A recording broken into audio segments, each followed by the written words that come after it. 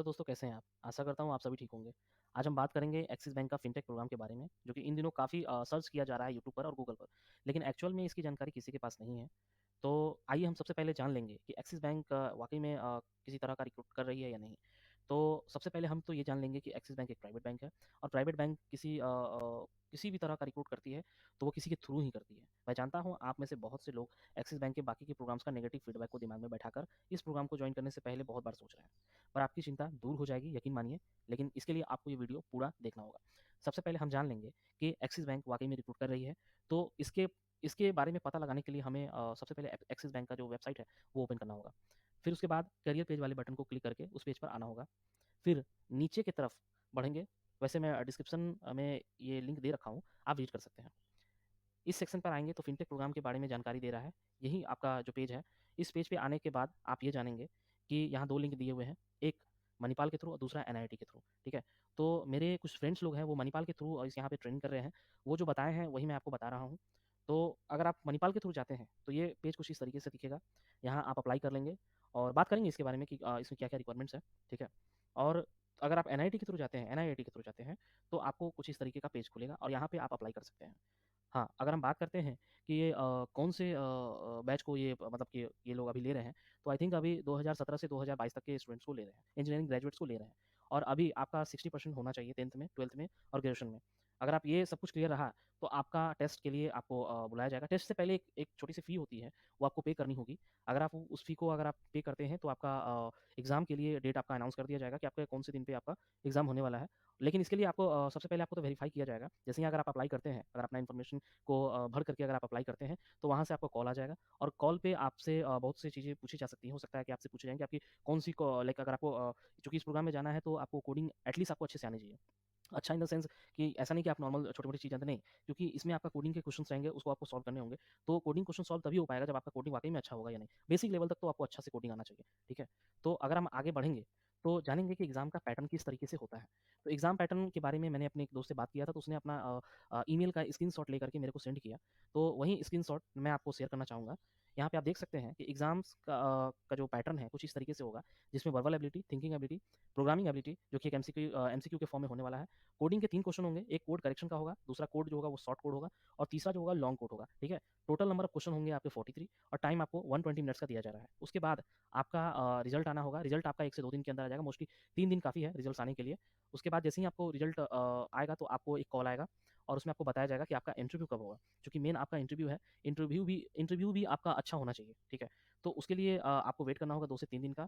अगर आप इस टेस्ट को पास कर लेते हैं, तो मोस्टली मैंने देखा है बहुत लोगों से जब मेरी बात हो रही थी, तो वो लोग कह रहे थे कि आपको एटलीस्ट कोडिंग का जो क्वेश्चन है ना, वो सॉल्व ज़रूर करना है। अगर आपका रिटन निकल गया, तो इंटरव्यू में ज़्यादा कुछ नहीं पूछते हैं, क्योंकि मोस्टली तो वो लोग बस जानना चाहते हैं कि आपका कोडिंग का स्किल्स कैसा है। क्योंकि आप अगर जिस प्रोग्राम के लिए आप जा रहे हैं, तो वहाँ खुद वो सिखाएँगे, ठीक है? अच्छी बात है अगर आप उस प्रोग्राम से रिलेटेड अगर आप बहुत कुछ अगर जान गए हैं या जानते हैं या पहले से अगर आप जॉब कर रहे हैं, अगर आपको पहले से थोड़ी बहुत जानकारी है, तो ये आपका प्लस पॉइंट है, ठीक है? लेकिन फिर से उस प्रोग्राम को अच्छे से सीखना होगा। मोस्टली मैंने सुना है कि वहाँ पे जावा के बारे में जावा के बारे में ट्रेन किया जाता है, Java as a full stack developer बनाया जाता है। लेकिन उसके बारे में मैं एक छोटा-सा और डिटेल बात करूँगा बाद में, ठीक है? तो अभी हम आगे बढ़ेंगे कि आपका अगर एग्ज़ाम क्लियर होता है, तो आपका हाँ, सॉरी हाँ, एग्ज़ाम तभी हो पाएगा जब आपका सिस्टम कंपैटिबल होना चाहिए। यानी कि अगर आपका जो डिवाइस है, वो ठीक से रहे, जिसमें आपका टोटल प्रोसेसर वगैरह, रैम वगैरह आप खुद देख लेंगे, जो अगर आपको मेल मिलेगा ना, तो उसमें सब कुछ डिटेल में आपको दिया जाएगा। टेस्ट ड्यूरेशन आप देख सकते हैं 2 घंटे 5 मिनट का है और 10 बजे से लेकर के 3 बजे तक आपका एग्ज़ाम उसी बीच में होना है। एमसीक्यू और कोडिंग के क्वेश्चन होंगे, ये आपको मैंने बता दिया है। तो आगे अगर आपका रिज़ल्ट सब कुछ सही रहा, अगर आपका रिज़ल्ट आता है, तो मोस्टली मैंने देखा है कि मंडे और वेडनेसडे के दिन ही रिज़ल्ट आता है। चूँकि कारण मैं बता देता हूँ, क्योंकि ये जो एग्ज़ाम कंडक्ट कराते हैं मोस्टली संडे को ही कराते हैं, ठीक है? तो संडे को अगर एग्ज़ाम कराते हैं, तो मंडे या वेडनेसडे के बीच में, यानी अगर ट्यूसडे कह लें या आप वेडनेसडे कह लें या मंडे कह लें, तो इन 3 दिन के अंदर ही आपका जो है वो रिज़ल्ट आ जाएगा। रिज़ल्ट में आपको इंटरव्यू का लिंक दे दिया जाएगा, ठीक है? और इंटरव्यू लिंक के साथ उसमें इंटरव्यू का डेट भी आ जाएगा कि आपका इंटरव्यू कब होना है।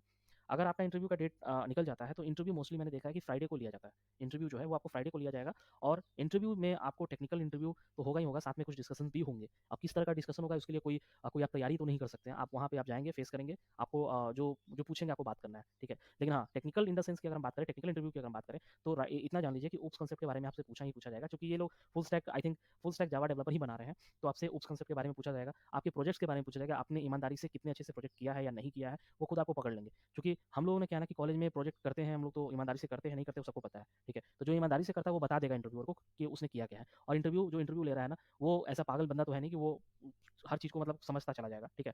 तो आप प्रोजेक्ट्स वगैरह के बारे में अच्छे से तैयारी कर लेंगे, अगर आप कोई प्रोजेक्ट किए हैं, अगर नहीं किए हैं तो बहुत सारे चीज़ आपको यूट्यूब पे मिल जाएगा। आप कुछ भी मतलब जो प्रोजेक्ट किए हैं ना, उसके बारे में ज़रूर से ज़रूर आप बताएँगे, ठीक है?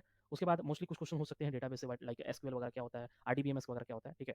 तो ये थोड़ी बहुत आपसे पूछे जा सकते हैं, ठीक है? उसके बाद आपका डिस्कशन होगा, डिस्कशन में हो सकता है कुछ भी पूछ दें, ये मुझे इसके बारे में जानकारी नहीं है। टेक्निकली तो मुझे कुछ बंदों ने बताया तो मैं आपको ये शेयर कर रहा हूँ, लेकिन डिस्कशन के बारे में मुझे जानकारी नहीं है। उसके बाद सैटरडे, संडे, ठीक है? सैटरडे, संडे को आपका छुट्टी रहेगा, ठीक है? छुट्टी इन द सेंस उन लोगों का छुट्टी रहता है, तो मोस्टली जो फाइनल रिजल्ट है, वो मंडे को आता है।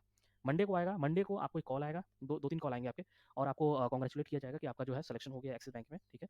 और आपको बताया जाएगा कि शाम तक या दोपहर तक, ठीक है? या थोड़ी देर में आपको एक ईमेल जाएगा, उस ईमेल में आपको ऑफर लेटर रहेगा, प्रोविज़नल ऑफर लेटर होगा और साथ में आपका एक एडमिशन लेटर होगा, जहाँ आप जिस इंस्टीट्यूट के थ्रू आप जाना चाहते हैं, लाइक मणिपाल के थ्रू जाना चाहते हैं या एनआईटी के थ्रू जाना चाहते हैं, ठीक है? तो आपको ये कुछ इस तरह से जानकारी दी जाएगी। साथ में जो अभी इन्होंने कहा है कि ₹25,000 आपको देना पड़ेगा, बट ऐसा नहीं है, ₹25,000 आजकल कोई नहीं दे रहा है। मुझे जहाँ तक जानकारी मिली है कि शायद 5,000 मतलब एक फ़ी अपफ्रंट फ़ी जो है वो देना होगा। हो सकता है उससे ज़्यादा देना पड़े या नहीं देना पड़े, ठीक है? नहीं देने का तो बात नहीं है, देना तो पड़ेगा ही, ठीक है? इट्स डिपेंड्स ऑन यू कि किस तरह का उस वक़्त का सिचुएशन है, हो सकता है 5,000 माँगे या 7,000 माँगे, इट्स डिपेंड्स, ठीक है?